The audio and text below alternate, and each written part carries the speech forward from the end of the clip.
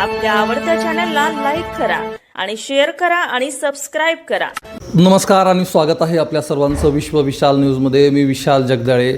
खरं तर आपल्यासाठी दरवेळी एक वेगळं व्यक्तिमत्व घेऊन येत असतो आणि आज आपल्याबरोबर चर्चा करण्यासाठी खास असं व्यक्तिमत्व आहे जे की शिक्षक होते आणि ते शिक्षक आता आमदार झालेले आहेत, विधानसभेमध्ये गेलेले आहेत आणि त्यांच्याबरोबर आपण संवाद साधणार आहोत. सर नमस्कार. नमस्कार. पहिलं तर मला हे सांगा सर, शाळेत विद्यार्थ्यांना शिकवत होतात, आता विधानसभेमध्ये गेलात, काय वाटतं? शाळा आणि विधानसभा या दोन गोष्टी वेगळ्या आहेत. शाळेमध्ये विद्यार्थ्यामध्ये रमणारा मी शिक्षक, विद्यार्थ्यामध्ये विद्यार्थ्यांसारखा राहणारा मी शिक्षक आणि गेल्या 27 वर्षापासून अगदी म्हणजे निवडणूक फॉर्म भरण्याच्या अगोदर 3 दिवसपर्यंत मी शाळेमध्ये शिक्षक होतो आणि अतिशय मन लावून काम करणे, विद्यार्थ्यांसाठी नवनवीन उपक्रम घेणे हा शाळेचा भाग होता. तिथं पालक संपर्क, विद्यार्थ्यांचा संपर्क, गाववाले, समाज याची नेहमी नाळ आमची जोडलेली राहायची. आता ज्या क्षेत्रामध्ये आम्ही आहोत म्हणजेच ते राजकारणी क्षेत्रामध्ये ज्यावेळेस मी आमदार झालो तेव्हापासून ह्या दोन्ही क्षेत्रामधला मला फरक मोठा जाणवतो. एकीकडं निष्पाप आणि निर्व्याज मनाची बालकं आणि इकडं मात्र राजकारणामध्ये प्रत्येकाच्या मनामध्ये काहीतरी इच्छा असते, भावना असते. आमदारांनी माझं हे काम करावं, ते काम करावं किंवा हे क्षेत्र खूप वेगळं आहे आणि ते क्षेत्र खूप वेगळं आहे. बरोबर आहे सर. तुम्ही शिक्षक असताना मग तुम्हाला राजकारणात यावं असं का वाटलं? मी 2009ला उमरगा आणि लोहारा मतदारसंघ राखीव झाला आणि मग तेव्हा राखीव असल्यानं आणि माझं जातवैधता प्रमाणपत्र मी मुळात मालाजंगम या जातीचं असल्यानं माझी ती वैधता पण होती. लोकांनी म्हणजे तेव्हापासूनच विचार करायला सुरुवात केली होती की स्वामी गुरुजींनी निवडणूक लढवावी, पण माझी मानसिक तयारी नव्हती. मी स्वतःच्या परिस्थितीला व्हायचो. माझ्या मुलांचं शिक्षण होतं, मला कुटुंबाची जबाबदारी होती, ह्या अनेक गोष्टी आहेत.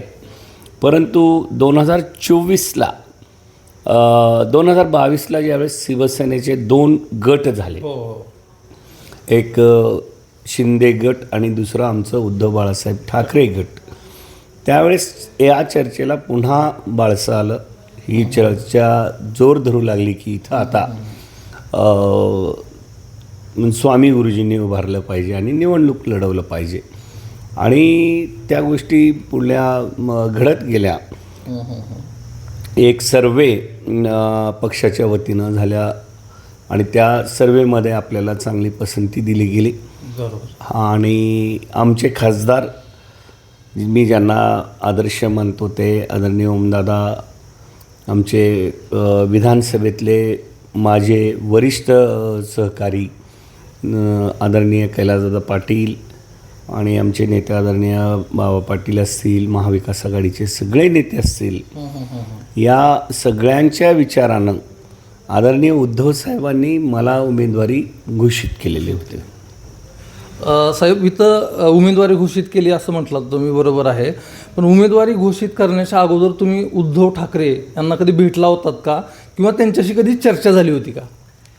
आदरणीय उद्धव साहेबांना भेटणं हे माझं स्वप्न राहिलेलंच होतं, कारण मी मुळात हिंदुत्ववादी विचाराचा, बाळासाहेब ठाकरे यांचे विचार मानणारा आणि मला शिवसेना पक्ष आवडायचा आणि उद्धव साहेबांविषयी एक आकर्षण होतं. बाळासाहेबांची सभा आमच्या उमरगा शहरामध्ये झालेली होती आणि ठाकरे कुटुंबाविषयी एक आदर माझ्या मनामध्ये होती, परंतु त्यांची भेट काही माझी कधी होत नव्हती. आणि निवडणुकीच्या दरम्यान प्रचार सभेमध्ये जेव्हा उद्धव साहेबांनी स्टेजवर एंट्री केली त्यावेळेस मी त्यांना वंदन केलं आणि त्यांना म्हणलं मी प्रवीण स्वामी म्हणल्यानंतर पहिली भेट डायरेक्ट स्टेजवर उद्धव साहेबांची झाली. तिकिटासाठी म्हणा किंवा इतर गोष्टीसाठी म्हणा मला मुंबईला जावं लागलं नाही हे आवर्जून मी सांगू इच्छितो. खरं तर ठाकरे फॅमिलीचं आकर्षण सगळ्यांनाच आहे. पण तुम्हाला काय वाटलं उद्धव ठाकरे यांना पहिल्यांदा भेटून किंवा हात हातात घेऊन काय त्यांनी म्हटले तुम्हाला सुरुवातीला? उद्धव साहेब म्हणजे शिवसैनिकांचे जीव की प्राण आहे. आणि मी नोकरीचा राजीनामा दिल्यानंतर माझ्यासमोर जो पक्ष होता तो शिवसेना माझ्या मनातला, आणि जो व्यक्ती होता माझ्या मनातला ती व्यक्ती म्हणजे आदरणीय उद्धव बाळासाहेब ठाकरे. त्यांच्या हातात हात दिल्यानंतर एक आश्वासकता वाटली की मी आहे. त्यांनी मला विचारलं की काय कसं आहे, निवडून येणार का? मी म्हणलं निवडून येणार. गॅरंटी आहे की म्हणलं? मी म्हणलं गॅरंटी आहे, आपण आहात, आमचे सगळे नेते आहात, मी निवडून येणार. आणि त्यांच्या हातातलं रुद्राक्ष आणि माझ्या हातातलं रुद्राक्ष लोकांकडे दाखवायला लावलं आणि उंचावून आम्ही लोकांना अभिवादन केलं.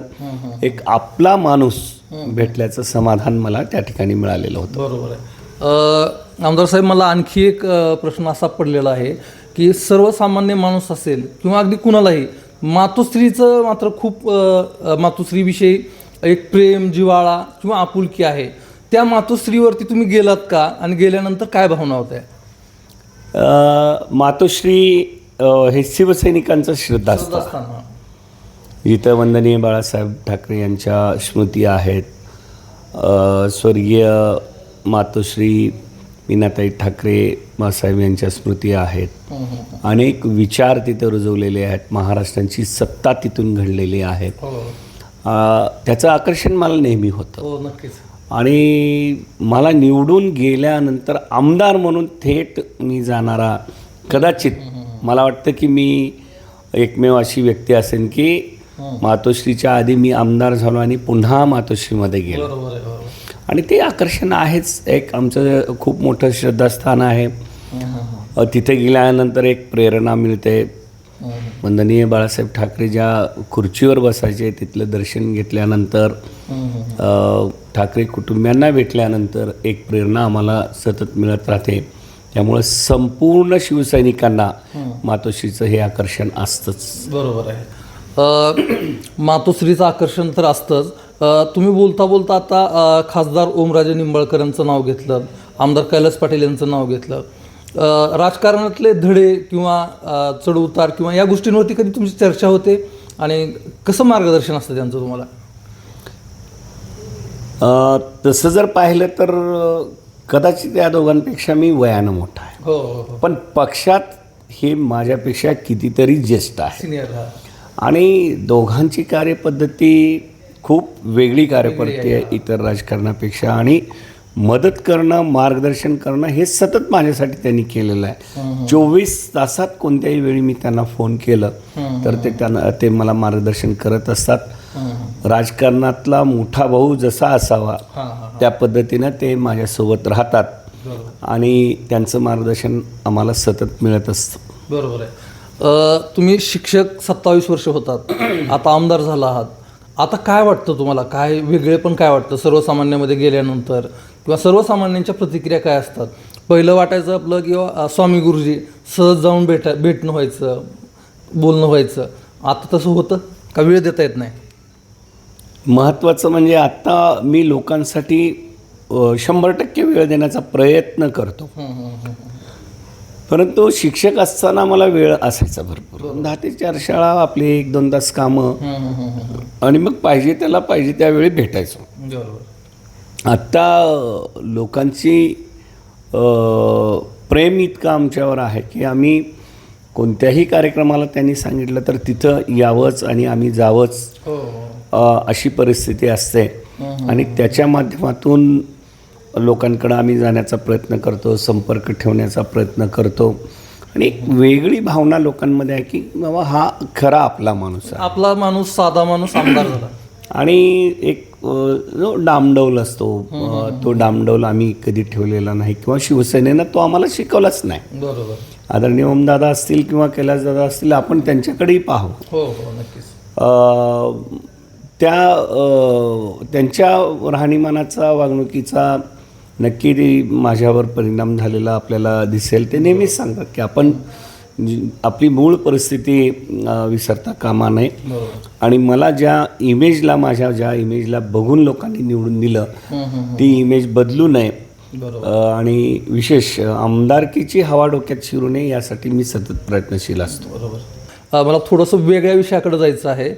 विषय असा आहे की तुम्ही आता आमदार झालेला आहात तर ही स्वतःची 4 व्हीलर नाही आहे, याबद्दल काय सांगाल तुम्ही? आत्ता स्वतःची 4 व्हीलर आमदारांना असावी नसावी या मुद्द्यामध्ये मी जात नाही, पण मी माझ्या परिस्थितीनुसार वागण्याचा प्रयत्न करतो.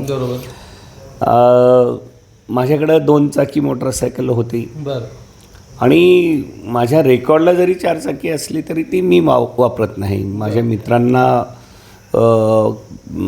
गाडीचं कर्ज होत नव्हतं, ते माझ्या नावानं कर्ज करून ती गाडी मी त्यांना दिलेली होती. आत्ता मला जी गाडी मी वापरतो आहे ती गाडी माझ्यासाठी खूप लकी आहे आणि येणाऱ्या काही दिवसामध्ये मी तीच गाडी, लोक कितीही म्हणले सेकंड हँड गाडी नको तरी मी तीच ठेवणार आहे. मैत्रीचं नातं जपणार आहे आणि ती माझ्यासाठी खूप लकी असलेली गाडी ठेवून घेणार आहे. बरोबर आहे. शिक्षक असताना तुम्ही ज्या पद्धतीनं आपलं गाडीवरती चक्कर मारत होतात तशी चक्कर आता होते का? नक्की. आजही मला 2 व्हीलरवर फिरणं आवडतं, एकटं फिरणं आवडतं. एकटं फिरणं, अचानक भेट देणं आणि त्यामुळं देखील लोकांचं आकर्षण होतं. अरे आमदार आपले आधी सारखंच फिरत आहेत, त्याचं थोडं कौतुक वाटतं. आजही मी मला वेळ मिळेल तसं भाजीपाला आणायला जातो. मला काही स्टेशनरी विकत घ्यायची झाली तरी मी स्वतः जातो. लोकांना तेही आवडतं आणि ते आपलेपणानं सगळं बोलतात, चौकशी करतात. ते लोकांमध्ये मिसळण्याचं एक जे फायदा म्हणा किंवा मला समाधान जे होतं ते नक्की त्याच्यातून मिळतं. नक्कीच. साहेब, थोडंसं वेगळं आपण पाठीमागं जाऊया. थोडंसं तुमच्या परिवारासंदर्भात, तुमच्या लहानपणासंदर्भात आम्हाला नक्कीच जाणून घ्यायला आवडेल. परिवार संदर्भामध्ये आपण विचारला तर भारतीय संस्कृती एकत्रित कुटुंब पद्धतीला प्रोत्साहन देणारी संस्कृती आहे आणि मी देखील एकत्रित कुटुंब पद्धतीचा प्रचारक आहे असं म्हणायला हरकत नाही. माझ्या या निवडणुकीच्या काळामध्ये सगळ्यात महत्त्वाचं म्हणजे माझ्या आईवडिलांचे कष्ट मला आठवतात. त्यांचे आशीर्वाद माझ्या पाठीशी आहेत आणि तुमचं कुटुंब तुमच्यासोबत असलं तर कसलंही संकट तुम्ही त्याला धीरानं सामोरं जाऊ शकता. त्याचं उदाहरण जर पाहायचं असेल तर माझ्याकडे पहा. आम्ही 2 भाऊ 1 बहीण. भावाचं सतत मला पाठिंबा असतो या बाबतीमध्ये. माझ्यापेक्षा तो वयानं लहान असला तरी विचार कधी कधी माझ्यापेक्षा जास्त चांगले असतात. आणि जेव्हा तिकीट डिक्लेअर झालं तेव्हा मी त्याला विचारलं की बाबा असं आहे, तिकीट मला मिळतं आहे आणि मी निवडणूक लढवू का? पहिल्याच शब्दात त्याने सांगितलं, म्हणलं लढ. आणि लढ म्हणल्यानंतर मी पुन्हा प्रतिप्रश्न केला की बाबा आता मला राजीनामा द्यायचा आहे. मग त्याचं उत्तर होतं, राजीनामा दिलं तर काय होणार आहे? बरोबर, मी आहे. आमच्या घरात आईची पेन्शन किंवा भावाच्या बायकोचा नोकरी असल्यानं त्यानं मला आश्वस्त केलं, सपोर्ट केला आणि त्याचं ते लढ म्हणणं हे मला खरं तर प्रेरणादायक होतं.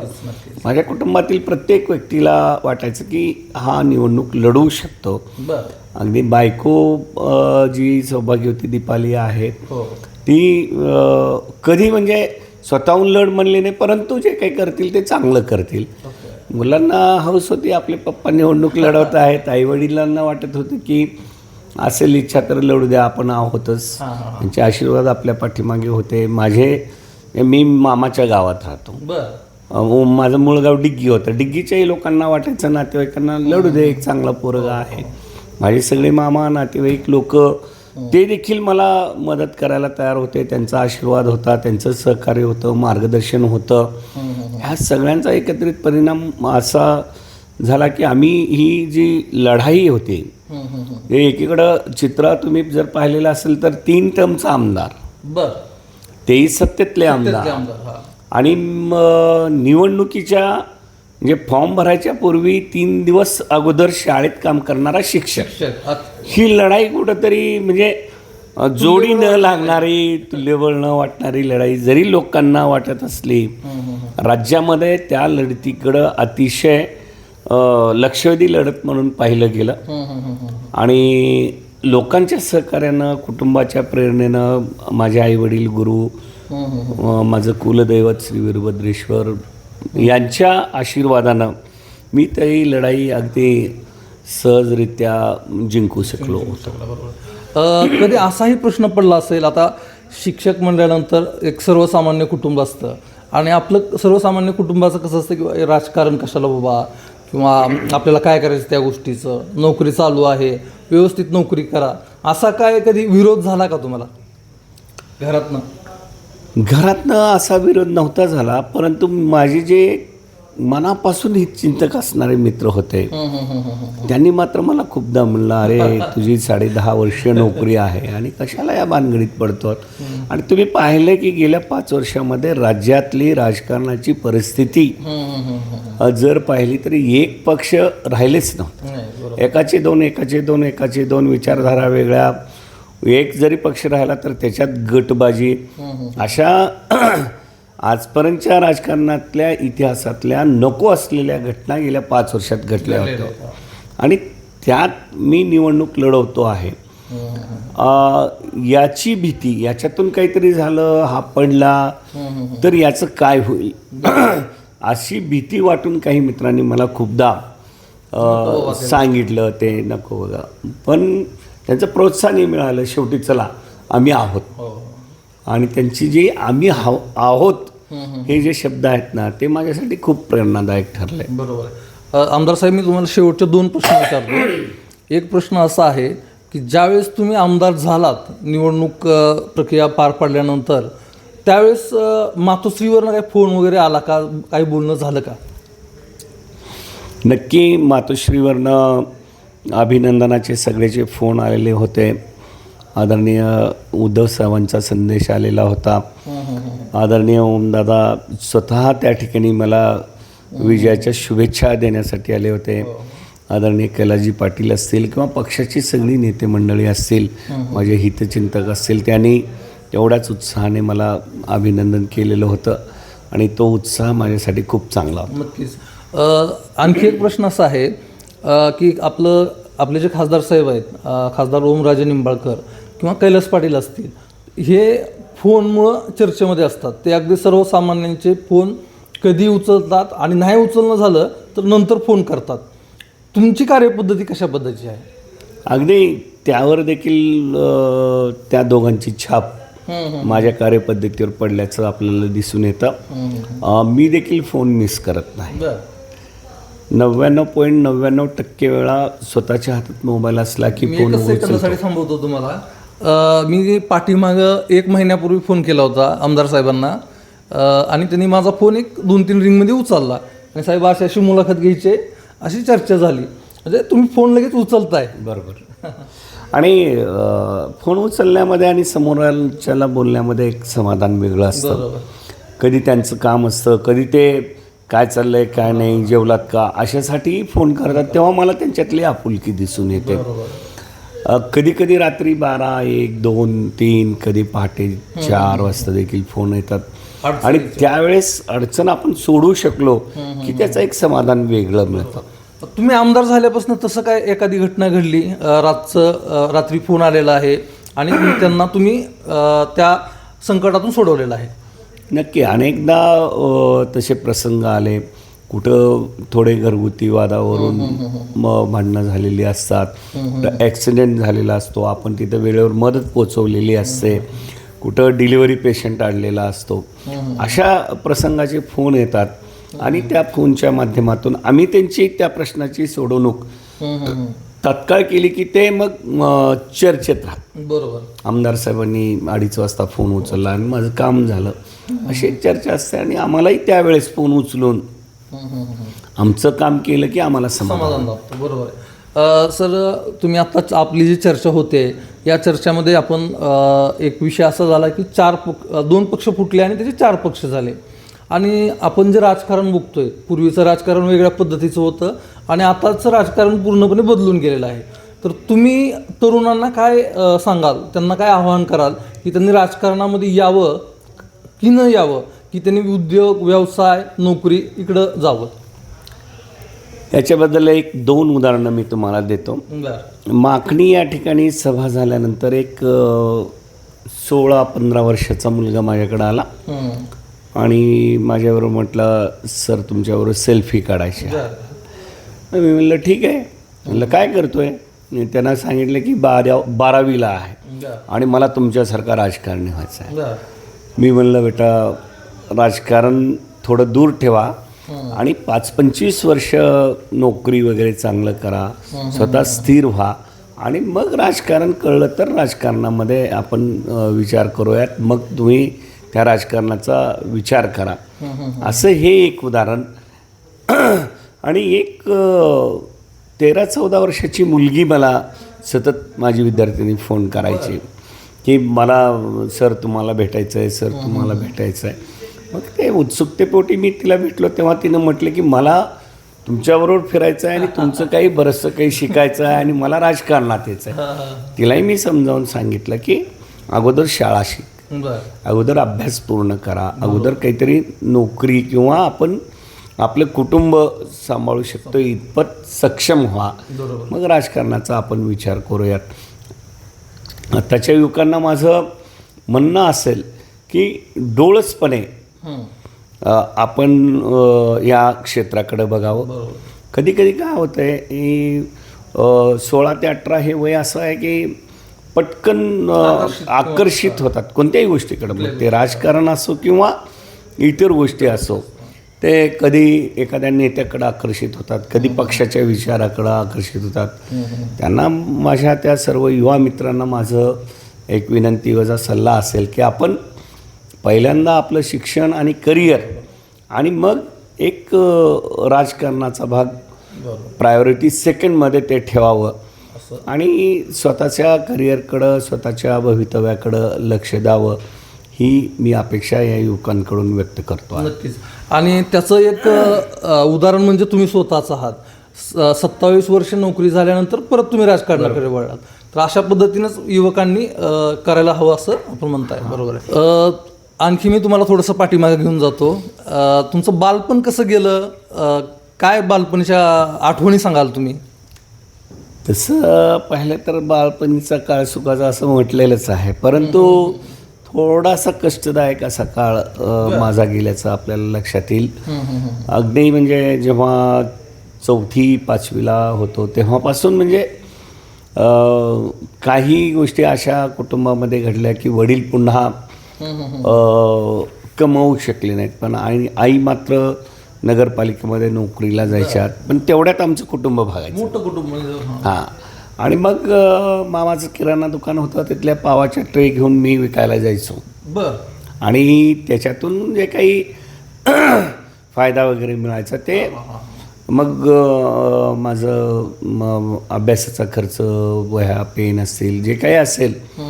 तसं तर मी मामाच्याच घरी जास्त काळ राहिलो, वाढलो, त्यांनी माझं शिक्षण पूर्ण केलं. हे जरी झालं आणि मला सतत काहीतरी काम करावं, सतत आपण आपल्यासाठी काहीतरी काम करावं असं वाटायचं.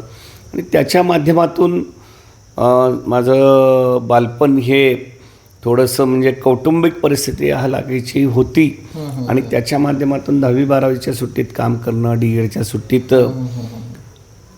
कामं करणं, मी हे करत राहिलो. परंतु माझ्या इकडल्या म्हणजे आईच्या वडिलांनी, म्हणजे आजोबा शिक्षक होते, त्यांनी किंवा मामा लोकांनी आम्हाला कमी असं काही पडू दिलं नाही. त्याच्यामुळं एक संमिश्र असं बालपण गेल्याचं मला लक्षात आलं. म्हणजे आपल्याला ज्यावेळेस म्हणजे कष्ट करून शिकण्याची वेळ तुमच्यावरती आली होती आणि कष्ट करून तुम्ही शिकलेला आहात आणि खूप छान पद्धतीने आता तुमचा प्रवास चालू आहे. याच्यामध्ये मला तुम्हाला एक प्रश्न विचारायचा आहे की आता तुमचं उमरगा लोहाऱ्यासाठी काय विजन असणार आहे? जरी तुम्ही विरोधी पक्षामध्ये असाल तरी तुम्ही उमरगा आणि लोहारा येणाऱ्या 5 वर्षानंतर किंवा येणाऱ्या 10 वर्षानंतर कसं असलं पाहिजे आपलं उमरगा आणि लोहारा शहर? उमरगा आणि लोहारा तालुका हा मोठं क्षेत्रफळ आहे. 2 तालुके आहेत. जवळपास 3,20,000 लोक लोकसंख्या त्या ठिकाणी आहे. 2011च्या जनगणनेनुसार आता 3.5 लाख लोक राहत असतील. तिथं सगळ्यात मोठा प्रश्न आहे उद्योगधंद्याचा. मोठे उद्योगधंदे त्या ठिकाणी नाहीत. ते आणण्याचा प्रयत्न आपल्याला करायचा आहे. नक्की विरोधातला जरी आमदार असलो तर चांगल्या विचारांना मानणारे सरकारमध्ये देखील काही मंडळी आहेत. बरोबर. तशा सर्व आमच्या मित्रांना सोबत घेऊन आम्ही उमरग्याचा काय विकास करता येईल त्याचा विचार करतो आहोत. बेरोजगार युवकांसाठी काहीतरी नवीन रोजगार तिथे मिळेल यासाठी प्रयत्नशील राहणार आहोत. मूलभूत सुविधामध्ये रस्ते, वीज, पाणीपुरवठा, आरोग्य आणि शिक्षण या गोष्टी ज्या येतात त्याकडं आपल्याला लक्ष द्यायचं आहे. जिल्हा परिषदांच्या शाळा टिकल्या पाहिजेत, मराठी शाळा टिकल्या पाहिजेत यासाठी आम्ही शिक्षकांना विशेष प्रोत्साहन देणार आहोत. त्यासाठी काय करता येईल याचा विचार होतो आहे. आरोग्य क्षेत्रासाठी आमचं उमरगा तसं प्रसिद्धच आहे. आणि त्याच्यानंतर शेतीविषयक अनेक अनंत अडचणी शेतकऱ्यांच्या आहेत. इथं पीक विम्याचा प्रश्न आहे, अतिवृष्टीचं अनुदान असेल, खतांची विक्री असेल, बी बियाण्यांची विक्री असेल, याच्यामध्ये जी अनियमितता आहे, कधी भाव खालीवर केला जातो, सोयाबीनला भाव नाही, तुरीला भाव नाही, हरभऱ्याला भाव नाही, यासाठी देखील शासनाशी संघर्ष करून आपल्याला काही आपल्या पदरात पाडून घेता येईल का, न्याय मागण्या आपल्याला मिळवून घेता येतील का, यासाठी आम्ही संघर्षशील नक्की राहणार आहोत. आणि उमरगा लोहारा तालुक्याचा विकास थांबला असं कुणीही म्हणणार नाही इतपत आम्ही काम करून दाखवणार आहोत. आणि आता एक थोडासा वेगळा प्रश्न, कोर्ट केस चालू आहे.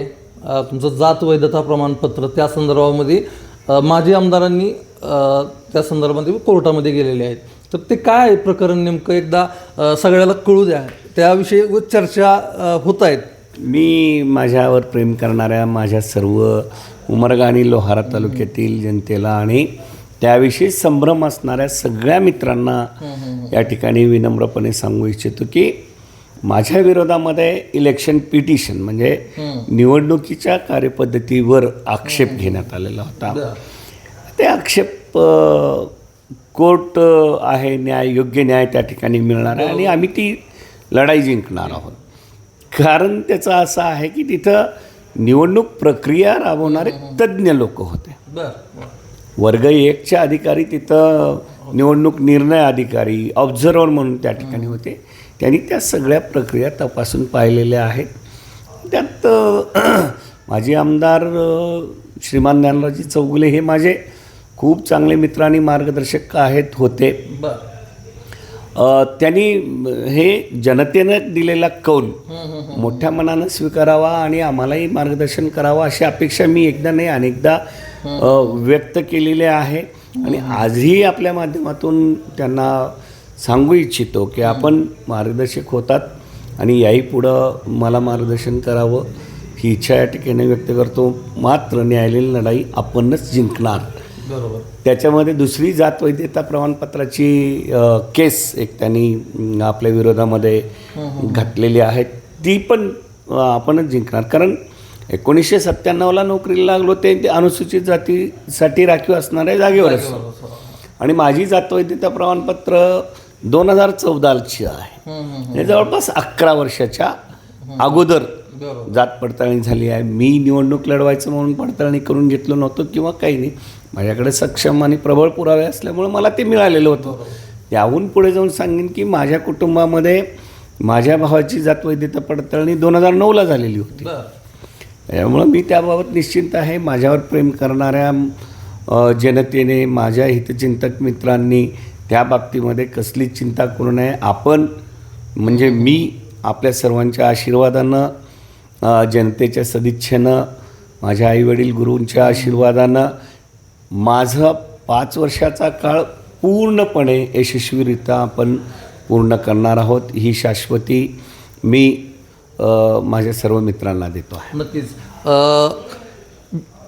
15 वर्ष आमदार राहिलेले आहे आत्ताचे माजी आमदार. त्यांना पराभव स्वीकारता आला नाही आहे का? आणि तुम्ही निवडून आल्यानंतर त्यांचा आणि तुमचा काय संवाद झाला का? तसं सार्वजनिक कार्यक्रमामध्ये अनेकदा भेटी होतात, नमस्कार चमत्कार असतात, बऱ्याचदा काही गोष्टीवर चर्चा होतात.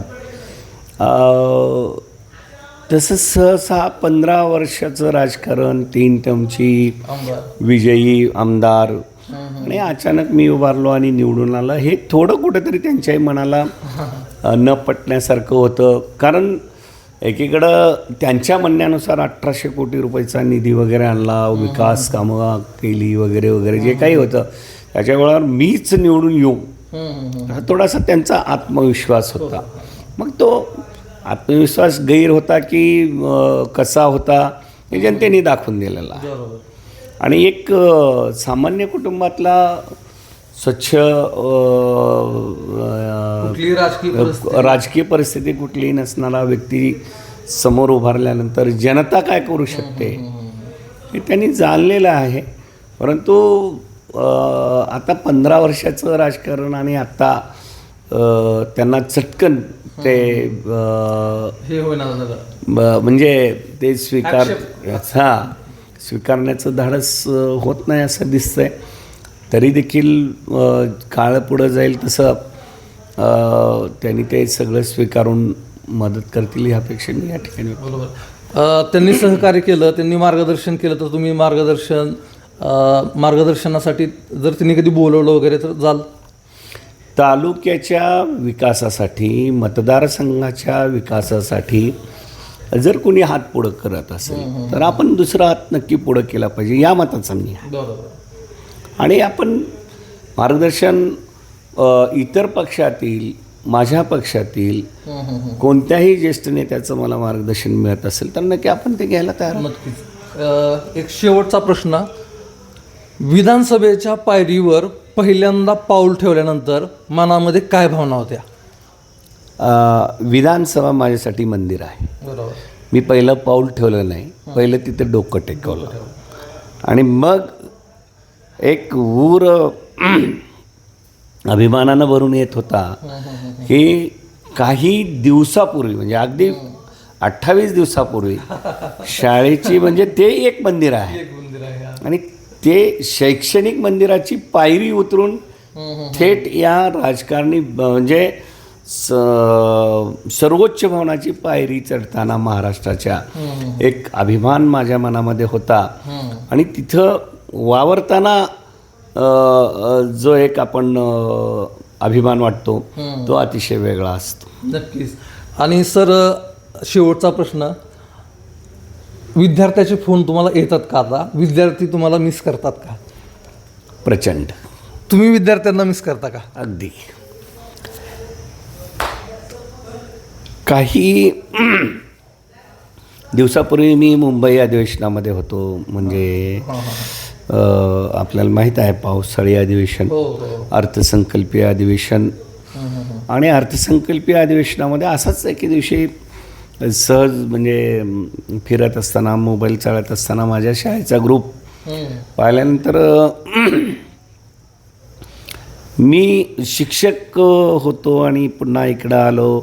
माझ्या सगळ्या विद्यार्थ्यांचे मी प्रत्येक शाळेत ज्या ज्या शाळेत काम करत होतो ते मी अख्खं म्हणजे जवळपास पहाटेपर्यंत फोटो चाळत बसलो आणि आठवणी. आणि आजही जिथं शाळा दिसते मी नक्की त्या शाळेमध्ये जातो. कालचीच गोष्ट आहे, मी एका लग्नामध्ये गेलो होतो ज्या गावातून मी निवृत्ती घेतली, कोरेगाव. त्या गावातल्या एका युवकाचं लग्न, एका मुलीचं लग्न होतं. आणि तिथं गेल्यानंतर मी माझ्या परिवारात गेल्यासारखं वाटलं. ते माझ्या लेकरं माझ्याकडं येणं, विद्यार्थी माझ्याकडं पळत येणं, सर म्हणून ओरडणं, त्या अक्षरशः पुन्हा मला त्या जुन्या 6 महिन्याभरापूर्वीच्या काळामध्ये गेल्यासारखं वाटत होतं. आजही मनात आलं आणि वेळ असला की मला पाहिजे त्या शाळेमध्ये जातो आणि कार्यालयात न जाता विद्यार्थ्यांमध्ये रमतो. सर, तुम्ही एवढं छान बोलताय, सगळं अगदी मनापासून सांगताय, तुमचा कंठ दाटून आला, डोळ्यामध्ये पाणी आलं. शिक्षण क्षेत्र हे खूप वेगळं आहे. तिथं निष्पापणे निरागस मनाची बालकं असतात. आज बघा समाजामध्ये आपण फिरत असताना एखाद्यावर टीका केली की आपलं ते ज्याच्यावर टीका केली तो माणूस तुमच्याकडं वक्र दृष्टीने बघतो. किंबहुना शाळेतलं वातावरण आणि विद्यार्थी आणि गुरु शिष्य आमचं नातं हे खूप पवित्र आणि वेगळं आहे. कारण त्या मुलांच्या मनामध्ये आमच्याविषयी काहीही गैरभावना नसते. निष्पाप प्रेम. अगदी आम्ही दररोज शिक्षा केलो, दररोज रागवलो, तरी दुसरे दिवशी आमची वाट बघत बसणारे विद्यार्थी असतात आणि ते आयुष्यभर आम्हाला लक्षात ठेवतात. आज एखादा विद्यार्थी जर अमेरिकेमध्ये जाऊन त्या व्हाईट हाऊस समोर उभारून मला व्हिडिओ कॉल करत असेल आणि सर मी या परिसरामध्ये आहे आणि एक मोठ्या कंपनीमध्ये जॉब करतो आहे आणि मला एक 40 लाखाचं पॅकेज आहे असं जेव्हा सांगतो आणि सर तुम्ही मला पहिलीला शिकवलो, दुसरीला शिकवलो असं म्हणतो, तेव्हा माझा ऊर नक्की अभिमानानं भरून येतो. हे इतर क्षेत्रामध्ये होत नाही. इतर क्षेत्रामध्ये स्पर्धाही चालत नाही. पण शिक्षणामध्ये असं आहे की गुरुला नेहमीच वाटतं की आपला विद्यार्थी आपल्यापेक्षा पुढं जावा आणि त्याच भावनेमुळं कधी कधी वाटतं की आपलं शैक्षणिक क्षेत्र खूप चांगलं आहे म्हणून थोडंसं भावनिक कधी कधी मी होत असतो. बरोबर आहे सर. खरं तर शिक्षण क्षेत्रामध्ये शिक्षक आणि विद्यार्थ्यांसाठी तुमच्या हातून खूप मोठं काहीतरी कार्य होणार असेल, त्याबद्दल सुद्धा त्यामुळे सुद्धा कदाचित तुम्ही या राजकारणामध्ये आला असताल आणि काय सांगावं, भावी पालकमंत्री मंत्री पण व्हाल अशा शुभेच्छा आम्ही तुम्हाला देतो. आणि आमदार साहेब, मला तुम्हाला एक प्रश्न विचारायचा आहे की कोरोनासारख्या महामारीला आपण सामोरं गेलो आहोत. खूप कठीण काळ होता तो खरं तर. त्यावेळेस तुम्ही सामाजिकदृष्ट्या, शैक्षणिकदृष्ट्या आणि राजकीयदृष्ट्या काय उल्लेखनीय काम केलं किंवा काय करता आलं तुम्हाला आणि काय केलं असेल तर त्याचं समाधान आहे का? कोरोना ज्या पद्धतीनं भूकंप अविस्मरणीय होता तो माझ्याच भागात होता आणि कोरोना हा संपूर्ण जगातला अविस्मरणीय भाग. मन भीतीदायक होतं, वातावरण भीतीदायक होतं. अगदी कुटुंबातली व्यक्ती जरी वारली तर आपण तिथं अंत्यविधीला जाऊ शकत नव्हतो. अशावेळी माऊली कोविड केअर सेंटर नावाचं एक कोविड केअर सेंटर आमच्या मित्रांनी उमाकांत माने यांनी उभं केलं होतं. तिथं जाऊन रुग्णामध्ये राहणं, फिरणं ह्या गोष्टी आम्ही केल्या. त्यांना धाडस दिलं. इतकंच नव्हे तर आमच्या नातेवाईकामध्ये एक लग्न घरी उरकून तिथं त्या नववधूला आणि नववराला, नवरा नवरीला घेऊन तिथं आम्ही त्या कोरोना रुग्णांना जेवायला वाढण्याचं काम केलं. अंत्यविधी असेल तिथंही आम्ही धाडसानं पुढे गेलो, लोकांना धीर देण्याचं काम केलं. हे सामाजिक, याच्या मागे कोणतेही स्वार्थ नव्हतं. त्यावेळेस तो काळच असा होता की प्रत्येक सेवा करणं आणि लोकांना धीर देणं. सन्माननीय उद्धवसाहेब ठाकरे मुख्यमंत्री होते, ते माझे आदर्श आहेत आणि WHO देखील त्यांचं कौतुक त्या काळातलं केलेलं आहे. आणि त्यांच्या विचाराचा पगडा म्हणा किंवा एक चळवळ्या स्वभावामुळं त्यामुळं गप्प बसलो नाही. शाळेच्या बाबतीतही तेच झालं. 1.5 वर्ष जवळपास शाळा बंद होती, पुन्हा थोडीशी शिथिलता आली आणि मला मंदिरावरचा स्पीकर बंद होता. दररोज उठून शाळेकडे जाताना वगैरे मंदिरावरच्या स्पीकरवरून भजन, गाणं, कीर्तन वगैरे यायचं, ऐकू यायचं. मंदिरावरचा स्पीकर चालू करायचा मी ठरवला आणि सरपंच आणि व्यवस्थापन समितीला विश्वासात घेतलं आणि एके दिवशी स्पीकर चालू केला. शाळेतले शिक्षक सगळे मंदिरात बसवलो आणि गाणे, पाडे, गप्पा गोष्टी त्या मंदिराच्या स्पीकरवरून यूट्यूबवरून व्हायला लागलं. आणि अशा पद्धतीनं मी लाऊड स्पीकरवरून शाळा चालवली आणि एक कोरेगावचा लाऊड स्पीकर पॅटर्न आपण निर्माण केला. गावातल्या लोकांनाही आश्चर्य वाटलं की अरे जिथं आपण भजन ऐकतो तिथं आज पाडे, तिथून गोष्टी, तिथून मला जेवढं शक्य आहे त्या स्पीकरवरून तेवढं मी माझ्या शिक्षकासह त्या मंदिरात बसलो, शिकवण्याचा प्रयत्न केला.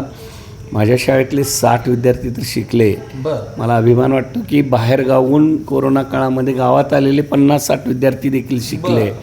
आणि त्याचा एक परिणाम इतका चांगला झाला की पालकांच्या मनामध्ये किंवा समाजाच्या मनामध्ये आमच्याविषयी एक चांगली भावना झाली. आपल्यासारख्या मित्रांनी त्याला महाराष्ट्रातल्या लीडिंग चॅनलला चांगली प्रसिद्धी दिली. त्याचा फायदा खूप चांगला झाला. आणि पालक अक्षरशः 8 वाजता कधी गुरुजी येतात आणि कधी मंदिरावरचा स्पीकर चालू होतो आणि आपली लेकरं कधी बसवतो अभ्यासाला असं त्यांना व्हायचं.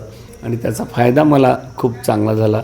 रोटरीसारख्या सामाजिक संस्थेमध्ये मी गेल्या 12-13 वर्षापासून काम करतो आहे.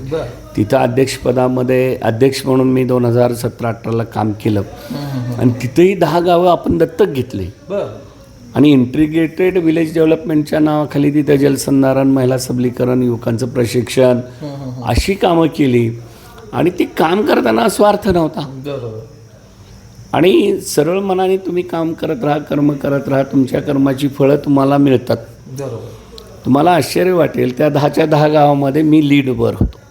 10च्या 10 गावांनी मला मताधिक्य दिलं. ज्यावेळेस मी काम करायचो त्यावेळेस माझ्या मनामध्ये स्वार्थ नव्हता. पण लोकांनी विचार केला की हा काही नसताना त्यावेळेस एवढं करू शकला, आता लोकप्रतिनिधी हा झाला पाहिजे, ही भावना लोकांच्या मनामध्ये होती. म्हणून त्या गावातून 10 गावातून तर लीड मिळालीच.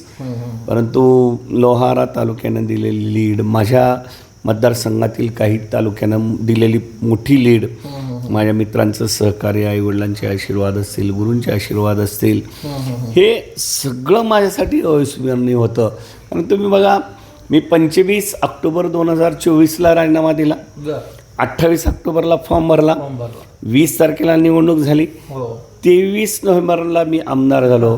म्हणजे हा 28 दिवसाचा प्रवास. आणि 28 दिवसात झालेला आमदार कदाचित माझ्या अभ्यासानुसार मी ते 288 पैकी एकमेव असेन. नक्कीच. त्यासाठी मी वारंवार ईश्वराचे आभार मानतो. आईवडिलांच्या आशीर्वादाचे आभार मानायची गरज नाही, परंतु ते खूप मोठे आपल्यावर प्रचंड असं त्यांच्या आशीर्वादाचं बळ आपल्या पाठीशी असल्याची जाणीव असते. गुरूंच्या आशीर्वादाची, कुटुंब, मित्र, आपल्याला मानणारे, आपले त्याच्यामध्ये टीकाकार, विरोधक हे देखील यांचंही सहकार्य होत असतं. त्या सगळ्या गोष्टी जुळून आल्या आणि आम्ही आमदार होऊ शकलो. नशीब काय म्हणतात, अनेक जण ते त्याच्यावर विश्वास ठेवत नाहीत. त्यांनी माझ्याकडे बघावं आणि म्हणावं की नशीब पाहिजे तर प्रवीण स्वामीसारखं. 28 दिवसात आमदार. 28 दिवसात आमदार. आमदार साहेब, खरं तर खूप छान अशा गप्पा मारल्या. आणि मला असं वाटत नाही आहे की मी एका आमदाराची मुलाखत घेतो किंवा त्यांच्याशी चर्चा करतो आहे. आणि असंच तुमचं व्यक्तिमत्व राहावं, सर्वसामान्यांना आपलंसं वाटावं असं व्यक्तिमत्व राहावं. त्यांच्या ज्या काही अडचणी असतील त्या तुमच्या हातून सोडवण्यात याव्यात. आणि भविष्यामध्ये तुम्ही मंत्रिपद असेल किंवा याच्या पुढची जी पायरी असेल ती गाठावी अशा शुभेच्छा देतो. आणि आपण इथंच थांबूया. धन्यवाद. जय हिंद, जय महाराष्ट्र. तर आत्ताच आपण उमरगा लोहाऱ्याचे आमदार श्री प्रवीण स्वामी सर यांच्याशी संवाद साधलेला आहे. त्यांनी अतिशय छान अशा गप्पा मारलेल्या आहेत. त्यांचं बालपण असेल आणि अगदी 28 दिवसानंतर आमदार झाले ते. 28 दिवसात हे सुद्धा अचंबित करणारा खरं तर त्यांचा राजकीय प्रवास आहे. तसंच त्यांचं सामाजिक कार्य आहे. आणि ते भविष्यात देखील चांगल्या पद्धतीचं काम करतील अशी अपेक्षा व्यक्त करूयात. आणि विश्वविशाल न्यूजला पाहण्यासाठी तुम्ही विश्वविशाल न्यूजला सबस्क्राईब करा, बेल आयकॉनला क्लिक करा. आणि त्याचबरोबर तुम्ही जर हा व्हिडिओ फेसबुक पेजला पाहत असाल तर विश्वविशाल न्यूजचं फेसबुक पेज देखील नक्की फॉलो करा. आणि सगळ्यात महत्त्वाचं म्हणजे तुम्हाला विश्वविशाल न्यूजवरती काय पाहायला आवडेल हे आम्हाला SMS करून नक्की कळवा किंवा तुम्ही फोनही करू शकता. आपण इथं थांबूयात. धन्यवाद. विश्व विशाल न्यूज आपल्या आवडत्या चॅनलला लाईक करा आणि शेअर करा आणि सबस्क्राईब करा.